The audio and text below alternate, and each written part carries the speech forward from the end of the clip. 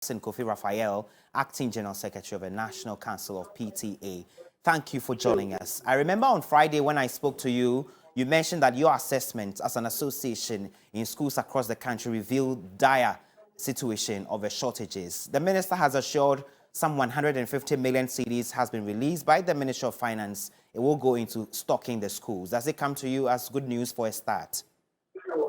Let me thank you once again and thank your cherished listeners for this opportunity. I think that the announcement by the minister will begin to help all of us have a sign of relief if it doesn't take a lot of bureaucracy before it is being implemented. We know that sometimes when funds are released, sometimes it takes weeks before the funds get into the school's accounts.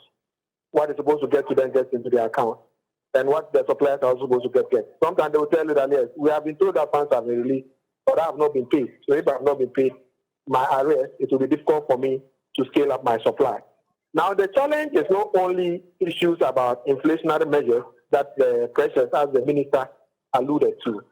Some of the other issues have to also do with the fact that most of these suppliers are complaining that already things that they've supplies of food items that they've done are in arrears and they have not been paid for some time now. And for that matter, that is one of their major headaches. And for that matter, going forward, even if they release funds, and if those funds are supposed to settle all debts, but it's not going to take care of most of their issues, they will still have challenges augmenting operations in terms of the food chain supply that we are all discussing. So what the minister is saying, well, we hope and pray that it reflects on the ground. I think that as I speak to you today, the situation in the schools are not the best. Because imagine you go to the dining hall and they will give you food, they will give you porridge in the morning, but there's no sugar and there's no bread to complement. And you have to stick to that until 2 o'clock in the afternoon before you get your lunch. Okay. It's very stressful. And then as parents, we are worried. Our children are getting back to school. We are happy that the teachers have been able to, government have been able to agree on something, the 15% COLA.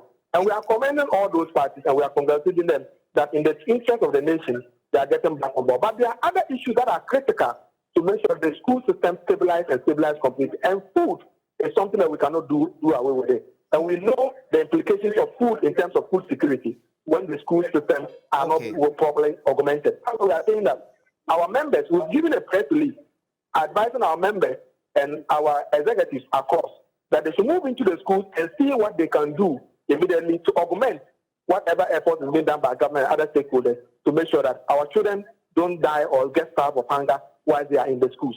So it is something that I think that what I said on Friday has been admitted by the Ministry of Education, and they are saying that they are working towards it through the Ministry of Finance. We are praying and hoping that these things will actually hit the accounts of the schools, get to the suppliers, and then whatever challenges are there, it will let them rest. Now, another interesting thing that is happening in terms of the inflationary issues is that sometimes they'll bring you 70 bags of maybe rice, and they'll tell you sign against 100 bags. And these are things that I don't think that it will help us. We should find a way to fix it, because if the school needs 100 bags, we should get them the 100 bags so that the children are not underfed or malnourished in one way or the other. So we are very grateful and we are praying and hoping that parents will also see what they can do to complement, to make sure that our children in the schools, we don't eat in home and our children are starving in the schools. Thank you very much and we are grateful. Thank you.